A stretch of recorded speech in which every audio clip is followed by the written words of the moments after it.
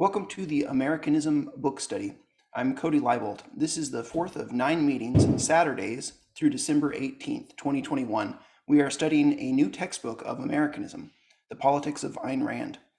This week, the reading section was pages 51 through 68. You can go to christianintellectual.com/Americanism to get the replays of the previous videos or to sign up to join on Zoom. We're discussing Americanism, which is how is the society in the United States unique? What's its essential character? How can that be preserved and strengthened? This week we were reading a chapter from Richard Salzman and a chapter from Amy Peikoff. So they were discussing on economics, questions like how are fortunes made in a capitalist system? What is the meaning of production for use and not for profit? Are monopolies created by capitalism? Can we have planning and freedom at the same time? Then Amy Peikoff's chapter was on civil rights. Why is racial prejudice un-American, and can civil rights exist without property rights? These are important topics, and be glad to dive into the specific material of those chapters or of any of the previous chapters with anyone that's on watching today. Let me read you a quote from Thomas Jefferson to set the frame for what we're discussing.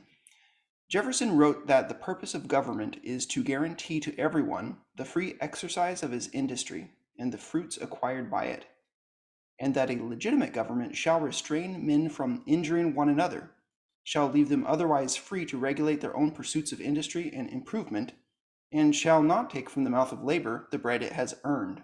That's quoted in our book on page 39.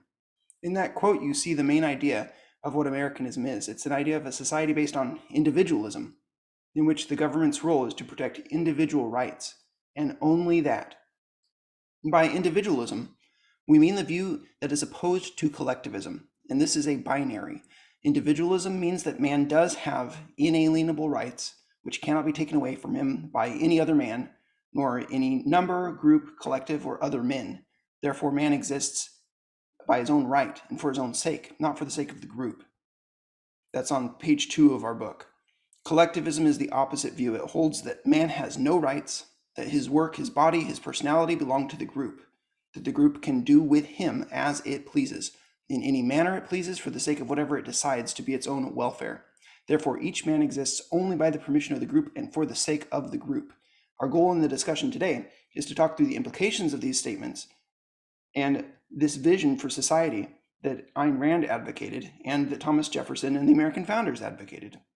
So what changes would we need to make in order to reform society to these standards of individualism?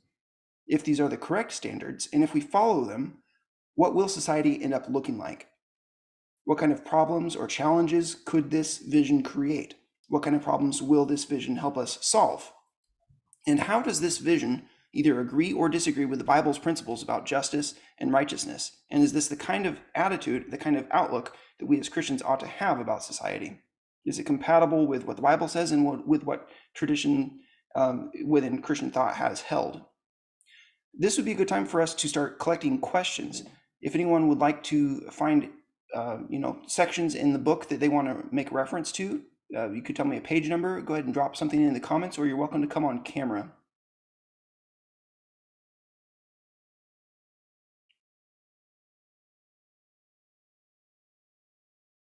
Okay, I'm not seeing specific questions coming through. I'll give you a couple more, maybe like 30 more seconds to think through it.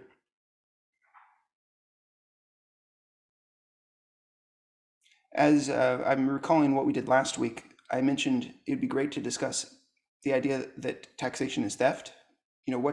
At For the New Christian Intellectual, what is our position on that? Do we 100% agree with that? Do we agree with it with qualifications? And another topic is, hey, you guys at For the New Christian Intellectual seem to be talking a lot about Ayn Rand, but you're also Christians. So is this syncretism? Are you trying to combine two different worldviews together? For anyone that's watching and just seeing this for the first time, it would be useful for you to know, over the course of the last 3 or 4 weeks, I've mentioned that this book, Ayn Rand's collection of writings, and also the work of other followers of Ayn Rand, this is not something that I 100% endorse. There are many questions and topics in here that I think are useful. There are concepts in here about what individual rights are that are useful. But just a reminder, there are landmines in here The writers of this are pro-abortion, they're atheists, and other things too, things that I don't even agree with necessarily. The purpose of our discussion here is to find out what we can agree with and where we all stand on this. Andrew, I saw you raised your hand. Sure. Here's a question that might. Can you hear me? I hear you. Here's one that might get us going. I have some thoughts that don't really take the form of questions, but here's one that does. How do we form our thoughts and our appraisal, whether do we approve or disapprove of large companies that have? I'm thinking back to chapter 7. How are fortunes made? Many fortunes are made in large part through hard work, ingenious ideas, vast knowledge, people taking risks in the marketplace.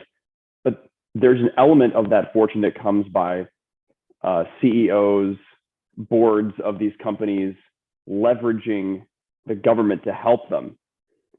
And you can't attribute their success fully to either one of those means. So how do we think about a company like Amazon that has, someone like Jeff Bezos has made an enormous amount of money, a lot of that through his own, ideas and genius and, new ways of doing old things.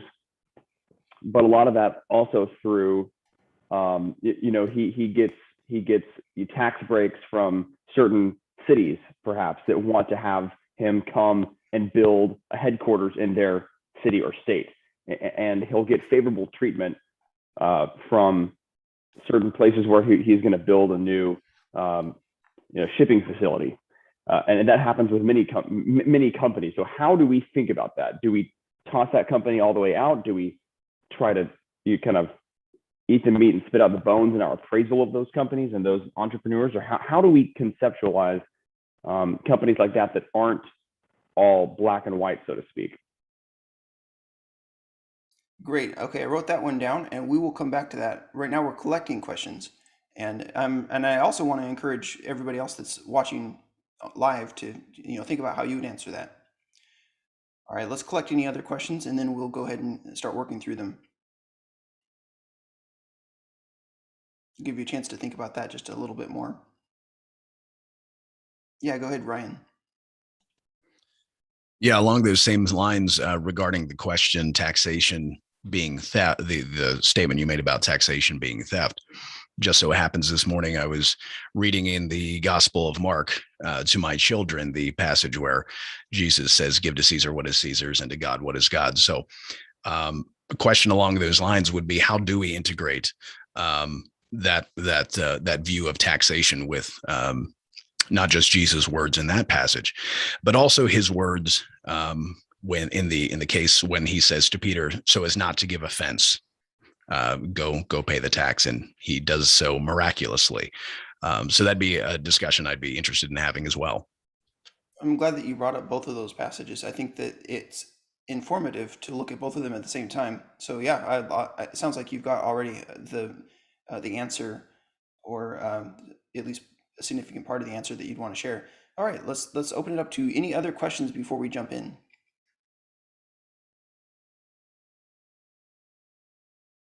Okay, this isn't really a question, but I really wanted to hit on this just because, as someone who's in law school right now and studying business organizations and venture capital and things like that, there was a key point that in chapter 7, and I'm forgetting the author, where the author said, we want, in a capitalist system, we want the courts to settle disputes. We don't want the legislature to settle disputes.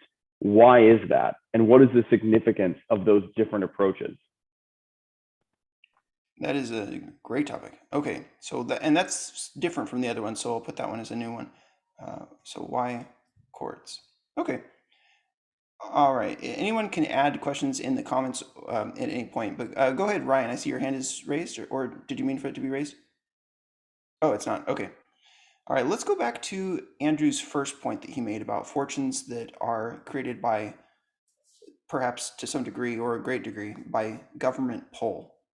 Like, we know that, for instance, Amazon or Tesla have a combination of innovations and an amazing value that was created, but also that they definitely have lobbyists, and that a large part of their profit would never have happened if they didn't have the lobbyists. It's been argued that Elon Musk's most profitable skill is getting grants from the government, and so that puts a damper on his achievements. So he's able to privately send a spaceship out into space. But I mean, if he was becoming wealthy and being able to finance this by means of the government, is it really proof that a private business can do this? Well, not exactly. So that's unfortunate. It's the way that I approach the overall topic is I want to take an argument that I heard from Yaron Brook that I think is effective. And this is when he's talking with somebody who is a progressive or a Bernie Sanders supporter or something. And they would say, well, I don't believe in these people getting so rich at the expense of everybody else unfairly because of the way our laws are set up. And his answer to them would be, I also do not think that people should be receiving money that they didn't earn. So I want to make sure before we get into our disagreements, this is where we agree, is I don't think that people should have anything that they did not earn. So then the discussion here is, what is Jeff Bezos actually earning? And in order to determine that, you have to keep in mind, people go into business now with the regulatory environment that we have that is very hostile to businesses. And if you are a large business, you have no choice but to play the game that has been set up by the legal system. That doesn't mean that it's a good thing. It's a shameful thing that people have to buy favors from the government. And moreover, it's unclear how much of the business's growth is the person seeking to actually create value or seeking to just use their ability to generate pull. And so that's the way I'd answer it, Andrew, is it's always going to be a mixed case. Ayn Rand argued that where force begins, where the gun begins, that morality ends. There's not really a moral way that you can create a business in a society like the one that we have, where you are going to get all your profits siphoned away by the government unless you take extra steps to get special favors. It's a gross situation. How do we judge the individual companies? Well, you can say this was specifically a wrong decision or this was a right decision. If you can look at the individual decisions, like as far as Amazon, there are specific things that I think that Amazon does that are not ethical in the way that they treat their vendors, and these are things that in a freer society they could be resolved by contracts. But the way the society is set up right now, it's not easy. Andrew, did you want to interact with what I said there and maybe ask any clarifying questions or propose any other ways of looking at it? No, just kind of wanted to tee you up to talk about that, because I think on first glance, when we read Atlas Shrugged or The Fountainhead, we think, man, this is great. I have a whole new view of entrepreneurs. And then you get into our world and it's not as easy as just saying, I'm going to look up to someone like John Galt or someone like Hank Rearden, because there's always, and Rand discusses this a little bit, she puts this in her novels, but in our world, there's a lot more that you have to separate, even within any individual entrepreneur, CEO, business person, investor. You got to separate a lot of good from the bad when you're looking at how am I going to think of this person? How am I going to judge this person? Yeah, to Yaron Brook's point, you have to ask yourself, do you believe that people are entitled to that which they earned and to keep it? And if somebody can show that this CEO lied to his shareholders and enriched himself, I'm not going to defend. It's not a tribalistic approach where because he is a business owner or a CEO or an entrepreneur, therefore he's the good guy. It's not that simple. But you do have to consider that most businesses today are being taxed so incredibly highly, and their profit margins are so small compared to the amount that they're being taxed, that just to be able to survive in this business environment is impressive. That's a good thing. It's something that we should be able to say, yes, that's something we can look up to. But yeah, I mean, imagine the way Ben Shapiro used to comment on Trump. Good Trump, bad Trump. There's definitely going to be bad things, especially from those who aren't even running their business as Christians. I mean, the kinds of things that most corporations are supporting now. There's a huge hostility growing against the corporate media and the large tech companies from people that are conservative Christians, because they're thinking, these people hate us and they hate our children. And that very well could be true. Nevertheless, the policy that we have toward them ought to be, we believe in the rule of law, and we believe that justice is a process. Therefore, I'm not going to side with whoever like sets fire to an Amazon factory. Even if Amazon blocked books, like say Amazon blocked the Bible, I believe in the rule of law. I want to protect Amazon's rights, and I'm not going to celebrate, if Amazon goes down in flames or something like that. I want there to be the opportunity for them, to receive justice, and justice is the process, not the outcome. Okay. I saw another hand go up. Go ahead, Isaac. So along these lines of talking about Amazon and Tesla taxes and tax credits, I may oversimplify the economics here, so let me know if there's a big hole in my logic. But one thing I was thinking about is these companies, you have a business, right? So you're bringing in revenue. That means that to some degree, you're serving your customers. You're creating value. You have a product, you have a service that customers want. They're buying it. But the problem, something to think about with how much businesses get taxed, you get to a point where maybe very early on, it doesn't necessarily have to be later when you're bringing in a lot of revenue. Companies realize, wow, we're losing a lot of money to taxes.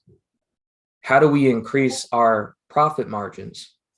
Well, we have to figure out how to get tax credits and decrease our tax burden, and that will increase our profit margin. So the business shifts from focusing fully on serving the customer to actually serving the government's interests in order to increase their profit margins.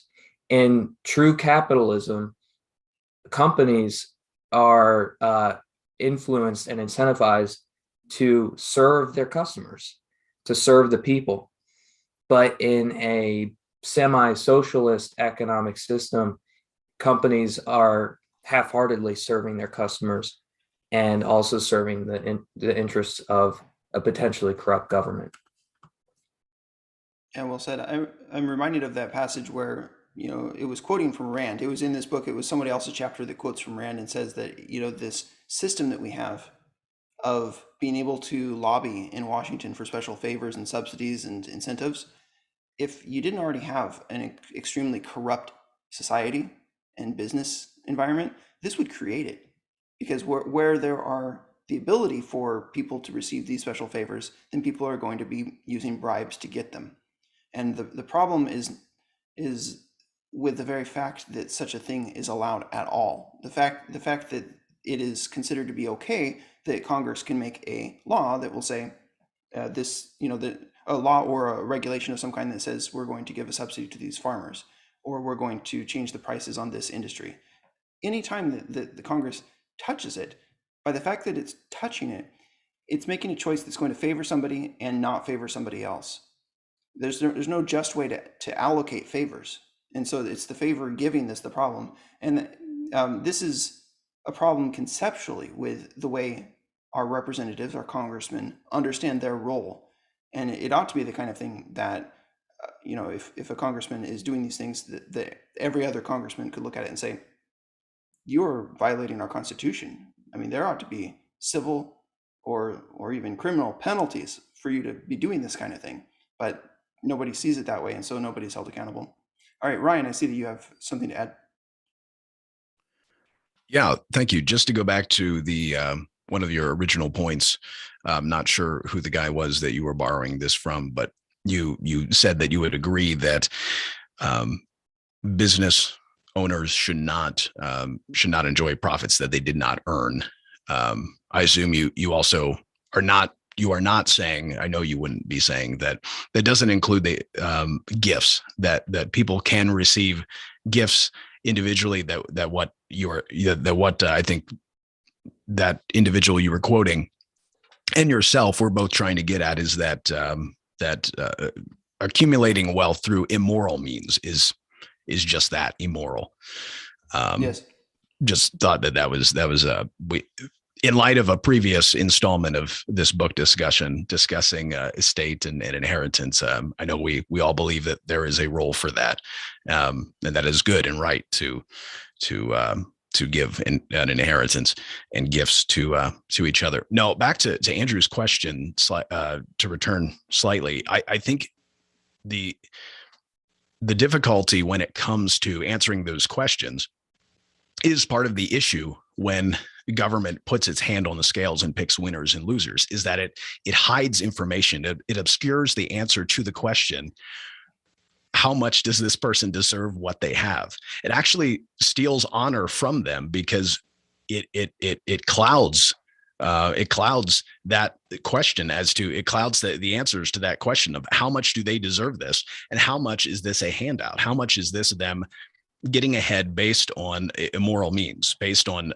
someone who is not affected by the winds and waves of the market, who shielding them from liability and any other means of regulation, which they can often shoulder, and newer smaller businesses cannot. A small business cannot usually immediately hire a lawyer, an attorney to make sure they are remaining up to code with all the regulations in their industry, whereas a larger company can. So I think that's part of the tragedy of government regulation, is that we lose the ability to answer that question. How much does this person? How much have they righteously earned their wealth? And it's honestly a sad state of affairs. Thanks for saying that. I agree. And the Austrian economists like von Mises and Hayek and those guys, they have argued that prices are a signal of value. And that the trouble with central planned economy is that it just silences the ability of prices to signal value. So therefore, you don't know, what has been created and what hasn't, or what is needed and what isn't needed. It kind of reminds me of affirmative action. The way affirmative action silences your assessment of whether or not this person got where they are based on their virtues, or maybe they just got into this college, or maybe they got on the Supreme Court because of their skin color. You see what I'm saying? That's not doing anybody a favor. Least of all the person who got into that position and happens to have totally earned it, but also happens to have darker skin or something like that, where people will just assume, oh, it was an affirmative action choice. So the signaling value, or the signaling ability of freedom is seen in that aspect. Is also seen in our economy. So let's go to Andrew's question, because it's fairly related to what we were just discussing, which is, why should it be a matter of the courts should decide economic when there's businesses that are suing each other, or when there's questions to be decided about who has property rights? Why should this be something that is decided by courts after the fact rather than by the legislator before the fact? I hope I've asked that question in a way that's similar enough to what you were asking. Andrew, do you want to take a crack at answering that or clarifying the question? I'll take a crack at answering it and then hopefully provoke some other thoughts from the rest of you. I have a particular, my reason for agreeing with the author's contention here is I'm studying law right now, and I can see the difference when we're studying case law and statutes, because you can think of the history of the two of those. Case law comes from judges who, in many states, judges are elected positions, but a lot of times even those judges aren't elected in nonpartisan elections. And in the federal system, the judges are appointed, and they're appointed for life. So they're not ideally they don't have that same incentive to make a decision in order to stay in office. And we could get into the difference between elected judges and appointed judges. But with a legislature, they are even more at the mercy of popular opinion than the elected judges are. Because how many of us really have even heard of major court decisions from our state elected judges? Most of us haven't. But almost all of us can look at the news and read about omnibus bills, coronavirus bills. For example, the various other functions that the Senate and the House of Representatives do. So when they are crafting this legislation that's going to contain things like handouts for what they call pork, handouts for farmers, handouts for the middle class, tax breaks for this person, tax breaks for that person. They are doing so partially to try to get reelected. And so that's one reason why you really want judges to be making those decisions. But at a more fundamental moral level, I think the idea of a court is to say, come in, two people have a complaint. One person has a complaint with another party, or two people have a complaint with each other. And we're going to take into evidence, we already have a rule established. Before you walk in the door, the rule has already been laid down. Our job is to apply that rule to this set of facts and figure out, who gets what, who prevails on which claims. With the legislature, they're saying, how do we want to move these people around on a little chessboard? They think that our country is just basically their little board game, that they get to say, okay, we think that farming should go like this. We think that, the steel industry should really go like this to make room for the coal industry. That's not the moral way to approach this. And so that's kind of a big picture view. I wonder what other people think on that question. Yeah, any comments from anybody else before I jump in? One thing I'd point out is the distinction between the rule of men versus the rule of law. And when you have the legislature saying this is how much this industry needs to grow and this is the policy by which it's going to grow, that's the rule of men. Whereas when you have a policy that says this is what theft means, this is how we objectively define when theft has happened, that's the rule of law. And so then, as you pointed out, the judge, after the fact, in an adversarial court system, is going to look at it and say, did a theft occur?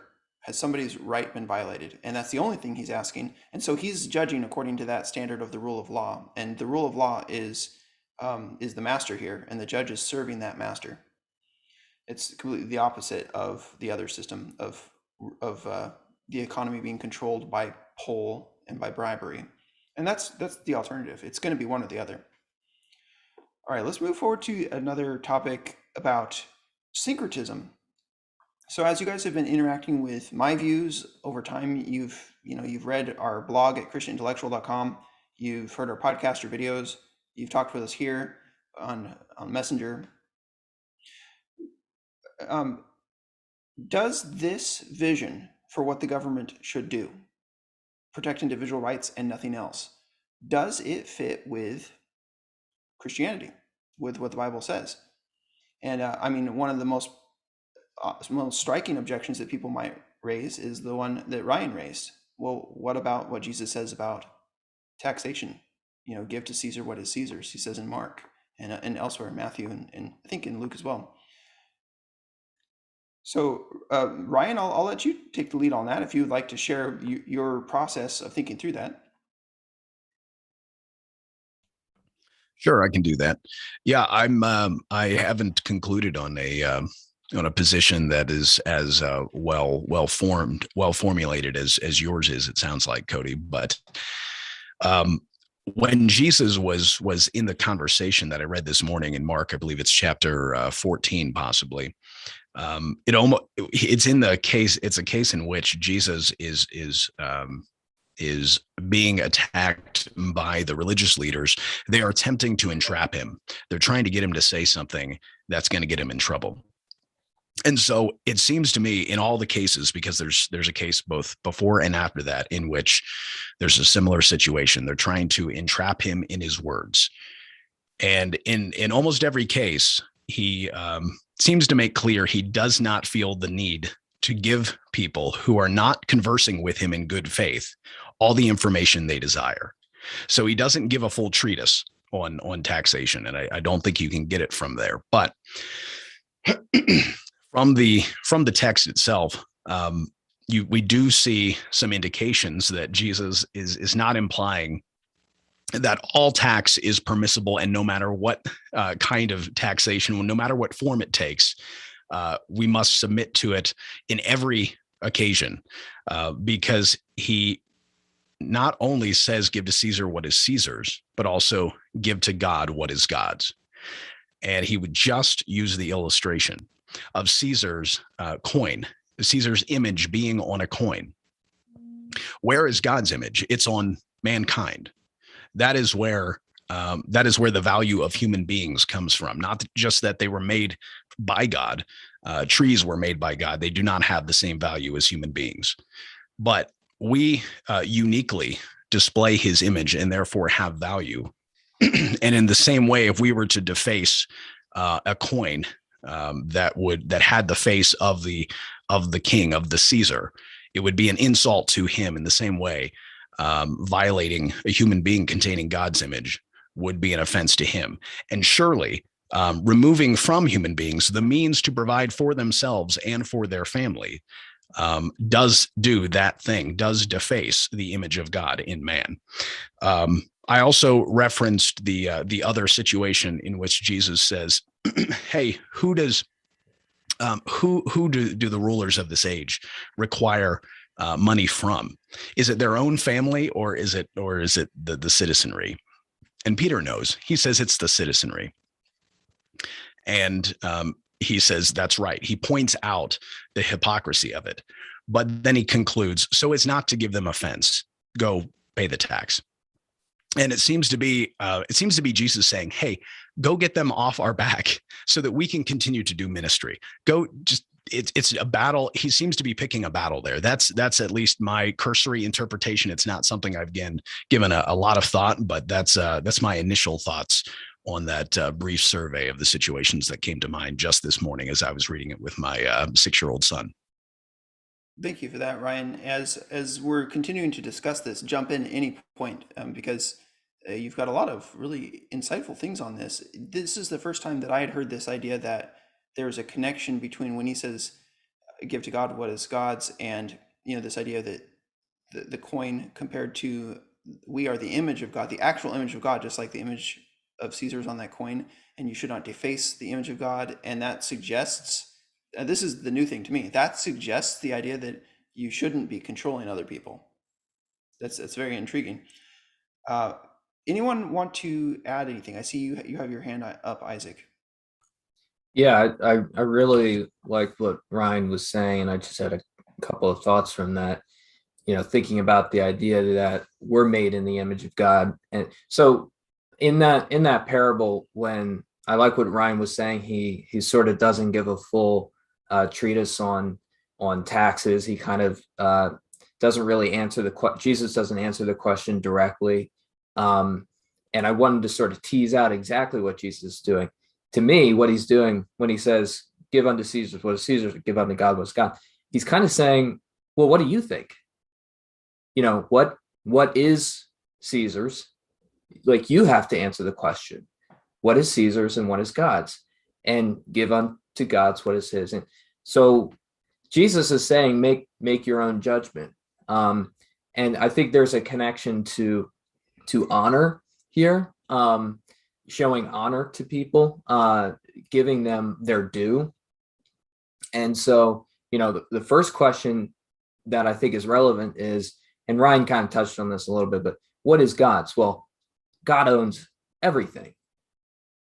And so the next question is, well, then what do we give to God in response to that, into knowing that God owns everything?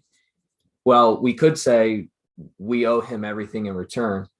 maybe a better question is, well, what does he expect us to give him? And I don't think there's really necessarily a clear answer to that, but you could say, well, we look at the Old Testament and we say it's like a 10% tithe or something like that. He expects us to give to his mission.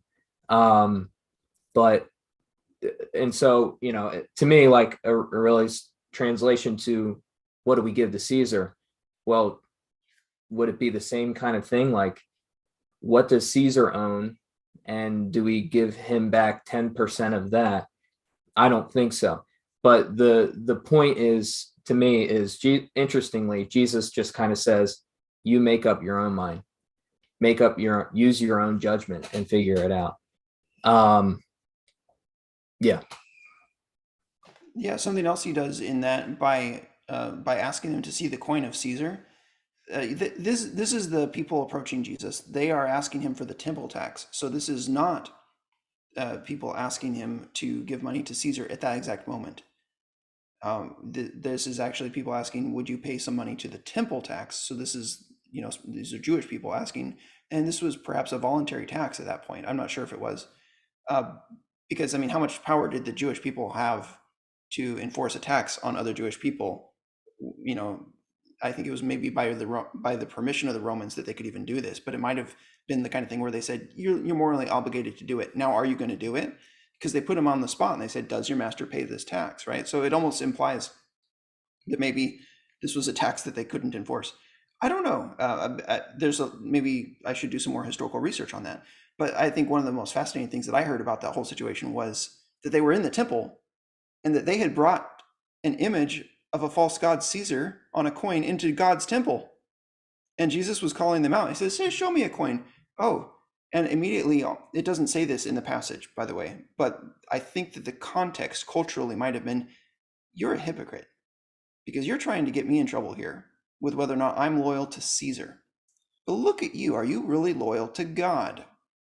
And then that could give us some additional understanding of what he means when he says, render to God what is God's. He's calling into question whether or not they are loyal to God because they brought an image of a false god Caesar into God's temple. Okay, I saw that Andrew had his hand raised, and there's a lot we could say about this. Try to integrate it all together, which we'll do. But go ahead, Andrew. Maybe you could give us the integration. Well, I did want to recommend a book that I have here. It's called The Maker versus the Takers. I don't know if any of you guys have read it. It's very short, you can see. I read it like on almost all of it on like one plane flight. And it was recommended on, Doug Wilson does like a weekly book recommendation. And this one happened to be very good.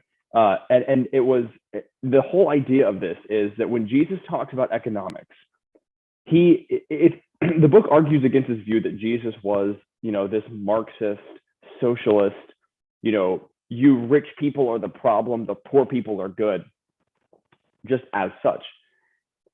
He goes through and looks at where is Jesus geographically when he speaks about economics and when he says different things. What was the economy of that region based on? And he says, anytime you see Jesus denouncing the rich, he is in a place in Judea that makes its wealth off of exploitation, actual political pull, exploitation of the poor, not in what Marxists think exploitation is, where you're working for an employer, but where you really are taxing the daylight out of these people. And all of these economic parables have a direct historical reference. And it blew my mind to see how, Jesus is just walking through different parts of Judea and that greater area. And he has different things to say depending on where he is. And I think you should definitely get this. It's going to totally be a great resource for people who want to use Jesus's words about the rich to make Jesus out to be some kind of socialist. And so I think that's a book that I recommend. And maybe I also wanted to tee up for Cody to kind of address, you kind of tantalized us with this idea of taxation as theft and what is FTNCI's position on that, and I did kind of think that that'd be valuable for us to get before this day's time runs out. Yes, I'll get there.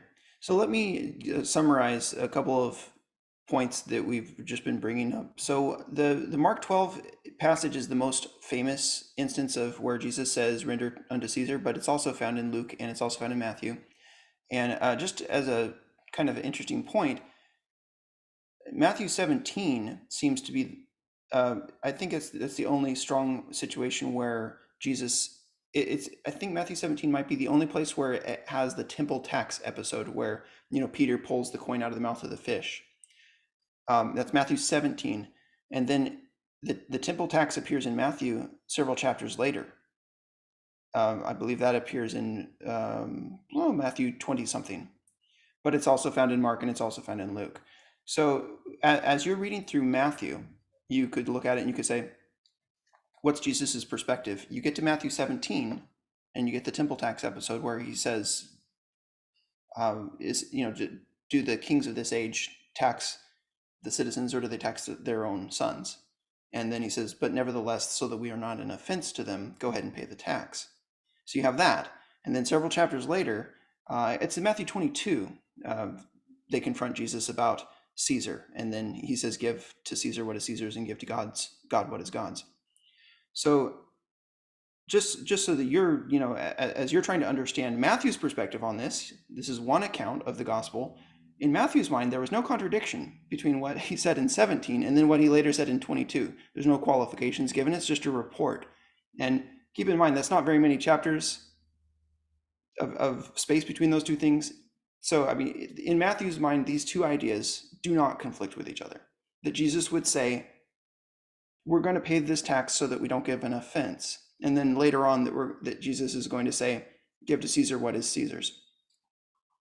Now, I think that from 17, we're able to understand that, at least in the case of this specific temple tax that the Jewish people were asking for, Jesus didn't think that he owed them anything. And one really obvious reason for that is that Jesus is the actual big deal here. And the temple is a picture of Jesus.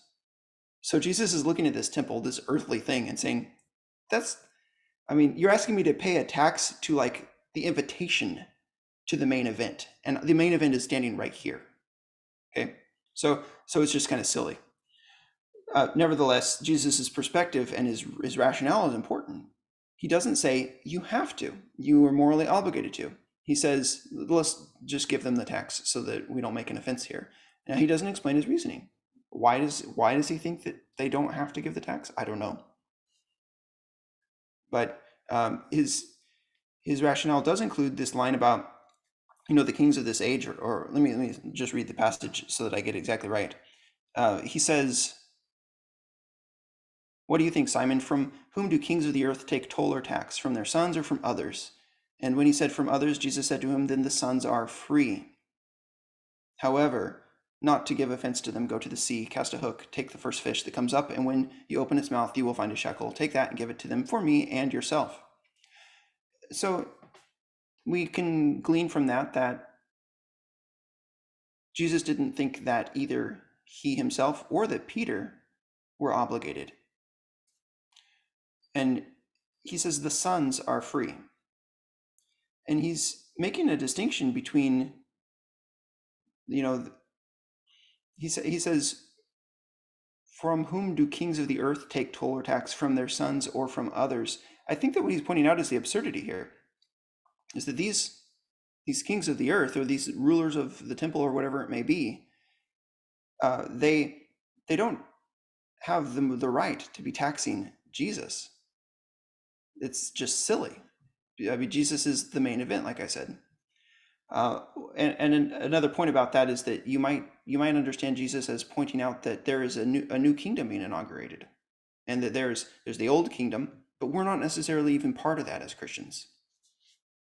So any obligation that this other kingdom claims on us, we should think through, just as it says in Romans 13, for conscience sake, we should pay those who are wielding the sword to protect us from those who would do evil, for conscience sake. But just because they stand up and they claim to be our king doesn't mean that they're our ultimate king. I think that that's coming out in this passage here, is that there's another kingdom here. Okay, so this is a lot of different kind of context. Now, to try to weave it together, I'll tell you, my perspective on taxation being theft is that the idea of funding the man who is wielding the sword and defending you against wrongdoers, the idea of funding the courts, funding the police, funding the legislature, I think that's moral. It should be funded. And I think that the word tax is almost universally understood to be a coercive, like requiring of money. And I think that the question of coercion is really the crux here, because, in the material that we've heard from Ayn Rand about consent, like we discussed it quite a bit about, should you be able to make somebody do something without their consent? That's obviously, taxing is taking away money without somebody's consent. In order to provide her vision for what a very free society, like an ultimately free society, could look like, Rand suggested it's possible in the future that there could be a society where the main functions of government, legislature, military, courts, and the police, that they would be funded by other means. She didn't say she knew what the answer was, but if you look at like ancient Athens, the rich families were expected to give generously, and they weren't actually forced to. They were taxed, and there was a social pressure that you should just donate to fund the necessities of the city. In the time of ancient Israel, I'm not sure how originally under the judges and that sort of political landscape, I'm not sure how the judges were funded, but I think that it was probably they weren't funded, is my guess. So we don't necessarily have like a clear indication from God that there should be a central king, and that central king should be funded by a whatever amount tax. Because if you look in 1 Samuel 8, that king is said to be oppressive because he's making a 10% tax on his people. So we don't have a very clear picture of what the government could be or should be in the Bible. I think it's fairly open. If you were to look at Rand's thought on that, one of the things that she says is, you can look this up. There's an article at the Objective Standard called "How Would Government Be Financed in a Free Society?" And they suggested, well, what if there was maybe a lottery? The government runs a lottery, and that brings in profit. Or what if the court system required that before you could be represented fully in the court system, that you would pay a certain amount of voluntary tax. So you get a bill each year from the court system, especially if you're a business, and the court system would say, your business brought in this amount of revenue this year. In order to protect you against any liabilities and give you full representation in our court system, we are requesting that you pay this voluntary tax. And so that year, if you paid the tax, then that year, if you get sued, then you will be fully represented in the court system. There's ways that you could, and there's other ways too. There's ways that you could have something like the IRS, but that it's not backed by guns, but rather it's backed by a public register that says this person paid their taxes and this person didn't. So what you'd be doing is just slightly removing the act of taxation from the act of shooting people with a gun. The penalty would not be shooting people with a gun or putting them in jail or freezing their bank accounts. The penalty would be, no, this company, like ExxonMobil didn't pay its taxes this year, and that there could be a social censure. That would make it voluntary, but it would still be a tax in a manner of speaking. And if you did it that way, you could still fund the government. If you think about it, like the amount of money that the government is spending right now that has nothing to do with its needed functions is probably like 95%. I mean, half of the state's budgets go to the public school system, which shouldn't exist, right? So I mean, you can imagine a government being funded on a lot smaller amount of money, and you can imagine people, especially the more wealthy you are, voluntarily paying taxes, because if you're more wealthy, you have an incentive to make sure that there is a military, to make sure that there is a police force, because you have much more to lose. And so voluntary paying for these services by some means is not without, it's not impossible. It just hasn't been done yet.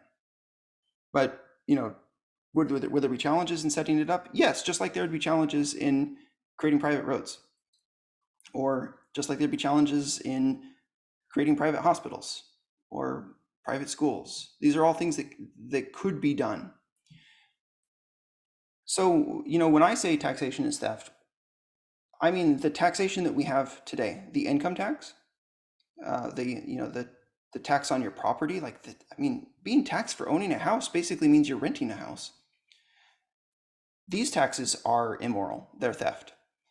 And you can prove that they're theft by the fact that in the case of almost all of our tax dollars, where are they going? Are they going to something that I would say, yes, I want them to go to, or not?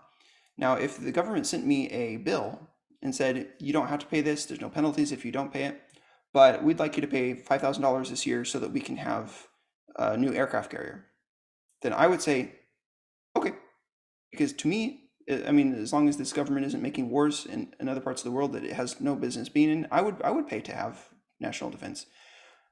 I'm not going to pay for people to have abortions. I'm not going to pay for people to have free cell phones.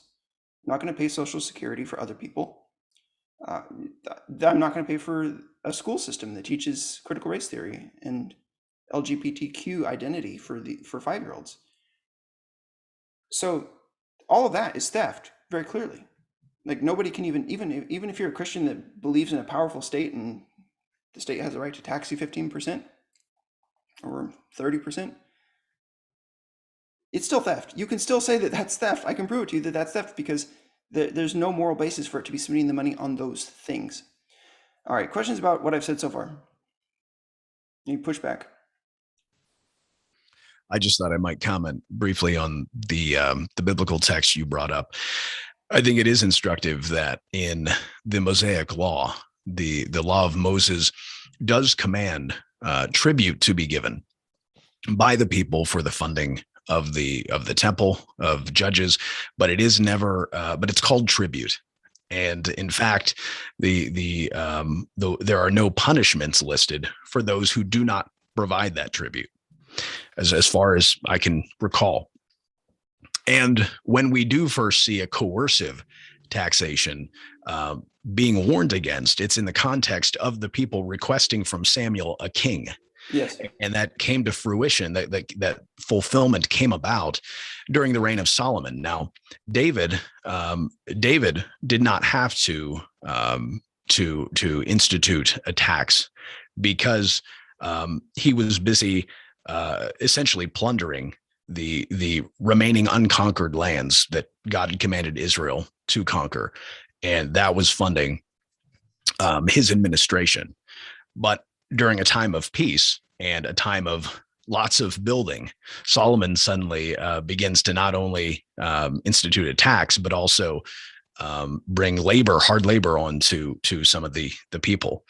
And it seems that later during, I believe there's another mention of taxation in the reign of Jehoshaphat, that increasingly gets worse. I think it's instructive that we rarely see this be rolled backwards after it's been instituted. In fact, I think that's part of what we see happen in the case of Egypt, Joseph's Egypt, where if there was a case where we could see a justifiable role for the government to provide for its people, and divvy out food to people and sell it to them, get into that business, it would be in a catastrophe like that famine. And yet within a few generations, we see complete slavery of whole people groups and the slaughter of infants, not unlike what we see today on our own shores. And therefore, though obviously I'm not saying it's something being ordered at this point from our head of government. And so I do think there's that's part of the picture of taxation, biblically speaking. Oh, those are outstanding points, bringing in Egypt and also bringing in Solomon. Yeah, Solomon actually oppressed the people in his later years in bringing on the forced labor. And the Bible describes it as oppression. It's fascinating to me that the social justice warriors want to talk about the verses in the Bible that describe oppression. But are they going to actually look and see what is oppression?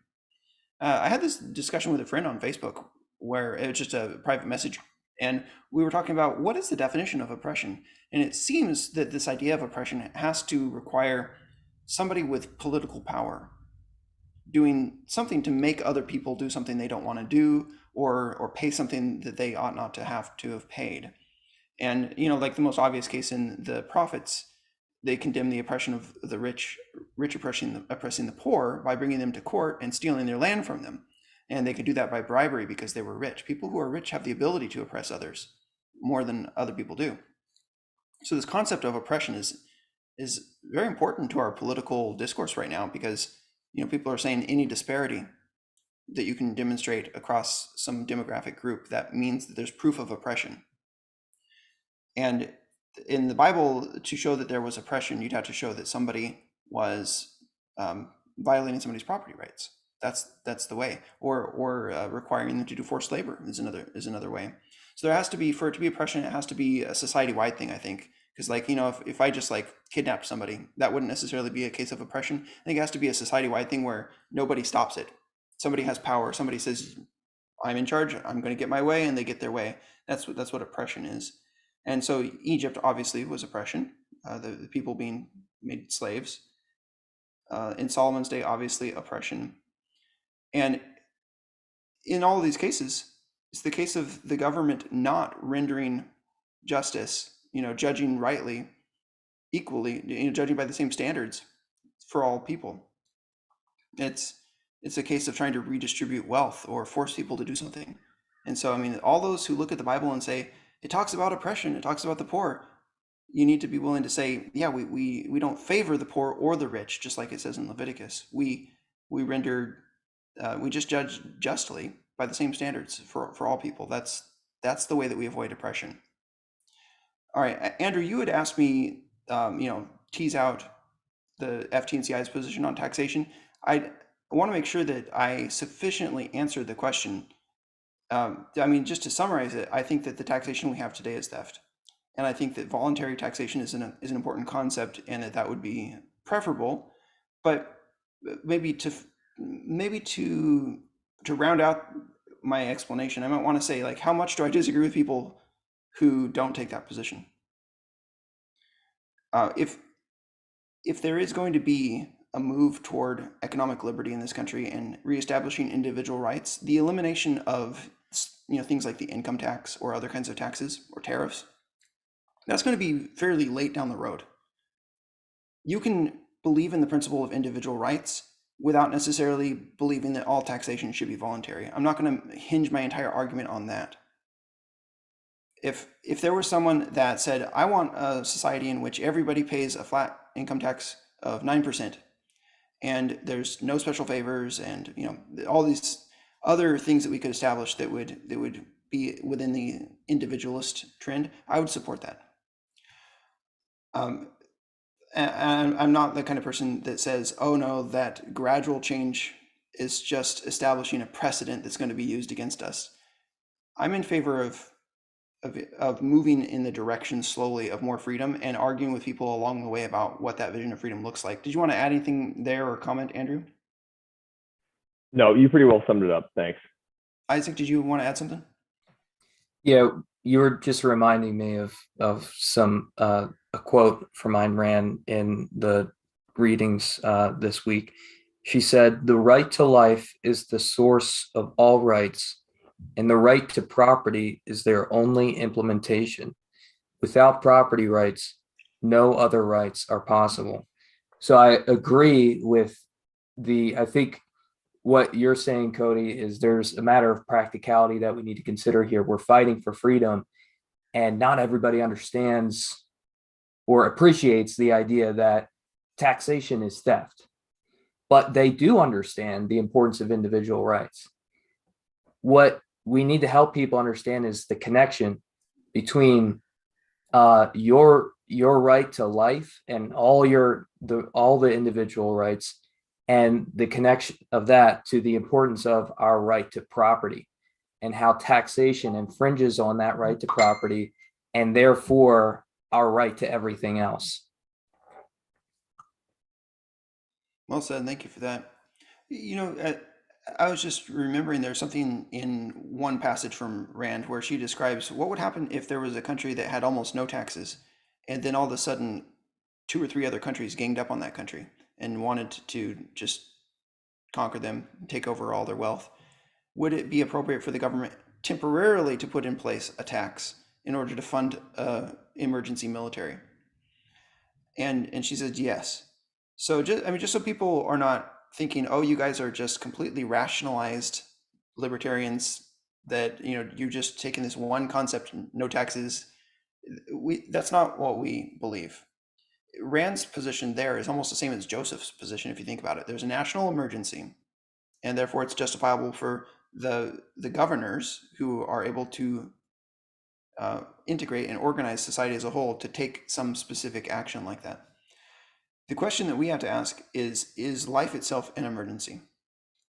Is the fact that somebody doesn't have a lot of money an emergency such that the government should be taking control of the whole economy?